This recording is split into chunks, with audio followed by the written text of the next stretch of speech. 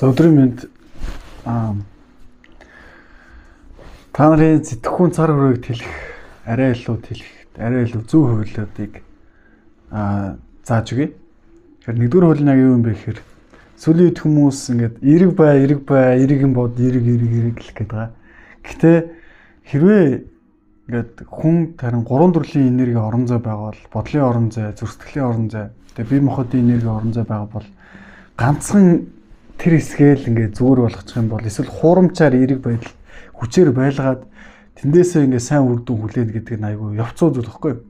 Тэгэхээр яг зөв гаргалгаа нэг юу юм бэ гэхээр гүнээсээ эдгээгдсэн үед хүний зүрх сэтгэл гүнээсээ эдгээгдсэн үед ингээд эрэг бодлоод аяндаа төрнө. Одоо гэхдээ бид нар ингээд өөрийн төр зүрх сэтгэлийн ханхуу байдлаас үннээсээ салж чаддаггүй учраас гэтээ энэ угаасаа цаг үе болгоны асуудал байсан. Одоо магадгүй ингээд гүнээсээ өөрийгөө цэвэрлэх гэдэг тэр төгс цаг үе нэрсэн байж магадгүй. Энэ өөрсдөө болохоор яг өнөөдрийн та нарт санд болох гэдэг зүйл нь яг юу юм бэ гэхээр зүртгэлийн сэтгхүүн цар хүрээг тэлэх гэдэг зүйл байхгүй. Тэгэхээр хүмүүс ингээд дандаа нарийнхаа хардаг. Ингээд сөрөг байдлаар ч яг сөрөг байдлаар хараад тэрийг эрэг болгох чадвар байдаггүй. Эсвэл маш муу байгаа тэр зүйлсийг үнэхээр ингээд баг үзий ядаад устгамаар санагдгаар хэмжээд үзий ядаж чаддаг ч гэсэн гарц гаргалгааг нь эрэг гарц гаргалгааг нь мэддэг байвал тэр шүүмжлэл бол үнэн болж таарна. Тэгэхээр одоо Facebook дээр ч юм уу энэ тэнд явж байгаа зүйлүүд ихэвчлэн энийг бол ингээд хоосрол гэдэг дандаа готрол гоног болохгүй энэ болохгүй тэр болохгүй тэр чинь энэ ч тийм гэд мэдхгүй зүйлсийн тухай мэдэх мэдэхгүй зүйлсийн тухай ингээд ярьдаг болсон. Энэ нь болохоор яг ингээд дандаа сүргөөр ингэж дүгнээд байх нь буруу.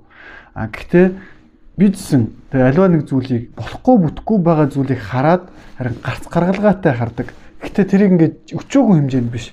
Маш олон болохгүй зүйлсийг хардаг ч гэсэн маш олон болох төр шийдлийг харж чаддаг хүн болохоор сэтгхүүн цар хүрээ өндөртэй хүн гэж үзэхээр байна.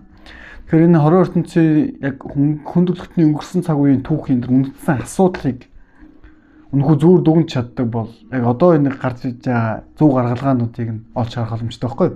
Тэгэхээр бид нар айл нэг зүйлийг дүгнэхдээ 13 дугаар зууны тухайс дүгнэхдээ муу талуудыг бас олж харж сурах хэрэгтэй байхгүй.